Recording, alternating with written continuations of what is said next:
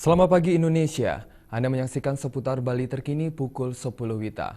Kebijakan pemerintah tentang diambil alihnya pengelolaan SMA dan SMK oleh provinsi dari kabupaten kota menjadi angin segar bagi siswa-siswi di daerah pelosok. Pasalnya kualitas pendidikan siswa di daerah dengan APBD-nya rendah akan semakin terangkat, setidaknya merata dengan daerah-daerah lain.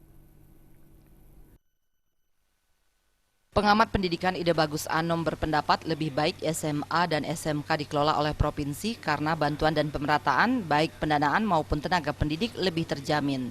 Bisa dibayangkan SMA dan SMK yang terletak di daerah-daerah pelosok dan sulit diakses tidak mampu meningkatkan kualitas peserta didiknya agar setara dengan daerah atau kabupaten lain yang lebih berlimpah sebagai dampak minimnya anggaran meskipun program yang dicanangkan pemerintah di pelosok dinilai menjanjikan.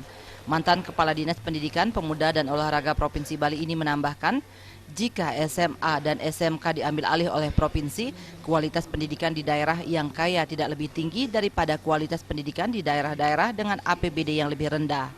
Setidaknya ketika diambil alih provinsi, derajat pendidikan di seantero Bali menjadi setara.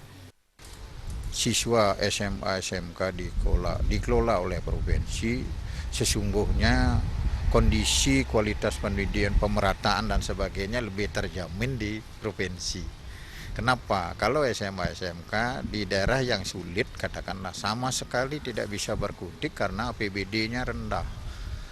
Ya, yang akan menjadi maju kalau perhatian ya kabupaten kota. Semua kepala daerah ingin perhatian pada pendidikan hebat, tetapi orang namanya dana, PBD-nya kecil, porsinya tuh kecil juga. Seperti diketahui, saat ini pemerintah Provinsi Bali sedang memverifikasi data dan aset semua SMA dan SMK se-Bali menjelang pengambil alihan wewenang dan pengelolaan SMA SMK dari kabupaten kota. Jaya Kusuma, Bali TV.